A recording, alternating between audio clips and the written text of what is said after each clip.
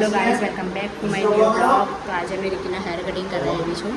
તમને મિની બ્લોગમાં જોવા મળશે એના હેર કટિંગ કરાવ્યા છે તે.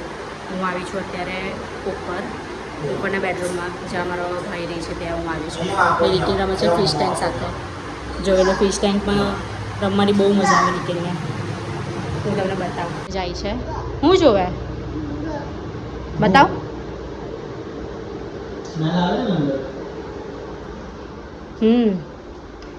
ગંદુ છે ગંદુ ગંદુ. તો અહીંયા કંઈ મારો રીકીન શાંતિથી મસ્તી કરીને થાકીને સૂઈ ગયેલો હતો. જો કેટલો સારો દેખાય છે એ સૂઈને. હવે કંઈ ઘર આવી રીતના દેખાય છે. સારું દેખાય છે ને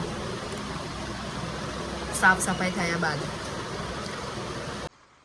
રીકીન કેટલો શાંતિથી બેસેલો છે કારણ કે રીકીને છે ને એની ફેવરેટ વસ્તુ મળી ગઈ છે, એની સોયા સ્ટીક. રીકીન મને આપે સોયા સ્ટીક? જોયું ને ના. હું તમને ફાઇનલ ઘર બતાવી દઉં છું કારણ કે હવે હું તો આજે જાઉં છું મારા ઘરે. જોઈ શકો છો તમે. હજુ આ રૂમ તો બાકી છે. હવે આ છે ને બધું એ અંદર જ જશે એટલે આ તો હવે મમ્મી ને પપ્પા એકલા પણ કરી લેશે હવે આટલું. ને હવે આટલું જ છે, બાકી બીજું બધું તો થઈ ગયું છે. કાલે આ મેન હતું ટ્રોલીનું સામાન, એ બધું અમે લોકોએ ગોઠવી દીધું છે. બસ તો કંઈ હવે આવું દેખાય છે.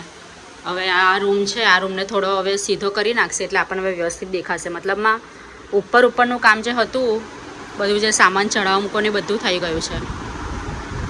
તો હવે હું પણ જાઉં છું મારા ઘરે. સાંજે રીકીના ડેડી લેવા આવી જશે એટલે હું પણ જતી રહીશ.